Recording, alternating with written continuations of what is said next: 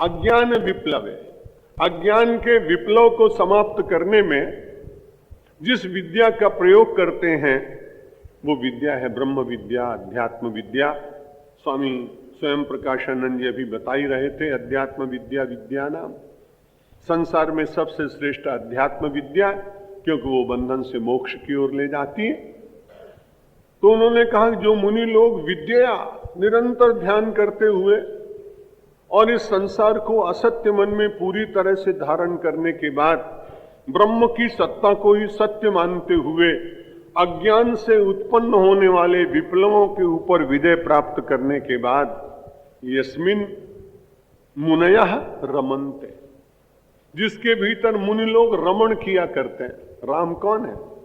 जिसका ध्यान करते हैं, जिसके भीतर रमायमान होते हैं, जिसमें व्याप्त हो जाते हैं, जिसके साथ एकाकार हो जाते हैं, ऐसा जो तत्व वही राम तत्व है।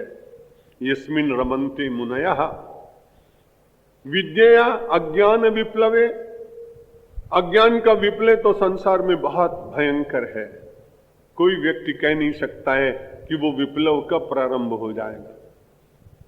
1857 में इस देश में एक विप्लव प्रारंभ हुआ जिसको म्यूटनी कहा गया, और वो मंगल पांडे के द्वारा प्रारंभ हुआ मेरठ में। पहला दिन था जिस दिन उस व्यक्ति ने कारतूस में किसी ने कहा कि गाय का चमड़ा लगाए। उस मंगल पांडे ने कहा कि ऐसी सरकार की नौकरी नहीं करनी जो हमारे धर्म के ऊपर आक्रमण करती है, और उसने विप्लव किया। 2-4-10 को मारा, पीटा और पकड़ा गया। सबसे पहला व्यक्ति था जिसको फांसी हुई। उस विप्लव के कारण पूरा देश तैयार हो गया। धीरे धीरे धीरे 90 वर्ष लगे लगभग। तो वो तो एक स्थान पर विप्लव हुआ, लेकिन आप निश्चित मानिए कि हमारा और आपका ये हृदय भी बड़ा भयंकर है।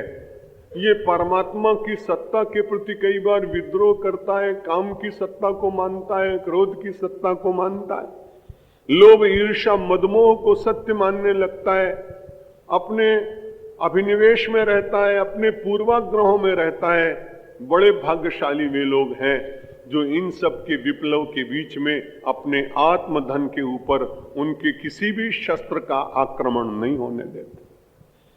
यहां बड़ा अच्छा है कि मुनिजन जो है भगवान श्री राम के उस पावन दिव्य ब्रह्म स्वरूप का चिंतन करने के कारण उसमें रमायमान होते हैं, उसमें निरंतर रमते हैं। यस्मिन रमन्ते मुनयो विद्या अज्ञान विप्लवे तम गुरु प्राह रामेति रमणात् राम इत्यपि।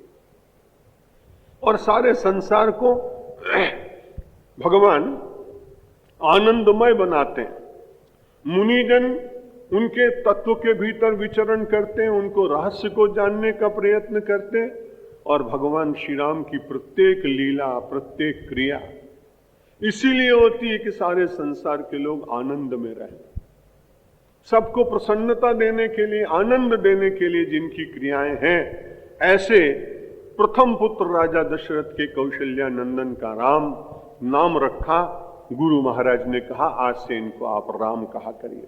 भरणात् भरतो नाम लक्ष्मणम लक्षणान्वितम शत्रुघ्नम शत्रुहंतारम एवं गुरुरभाषत विश्वभरण पोषण कर जोई ताकर नाम भरत असु। वही बिल्कुल इसकी मानो अनुवाद ही होगा, भरणात् भरतो नाम। सारे संसार का भरण पोषण करते हैं। देखिए 2 प्रकार के भरण पोषण होते हैं संसार में। एक होता है शरीर का भरण पोषण, कपड़ा दे दिया, अनाज दे दिया। मुझे ऐसा लगता है कि भरत जी में दोनों बातें दिखाई पड़ती हैं। व्यक्ति के बाह्य जीवन का भरण पोषण करना बहुत सरल काम है, लेकिन व्यक्ति के आध्यात्मिक जीवन का भरण पोषण करना बहुत कठिन काम। व्यक्ति के आध्यात्मिक जीवन का भरण पोषण वही कर सकता है जिसने अपने जीवन को पूरी तरह से आध्यात्मिकता से भरपूर करने का प्रयत्न किया।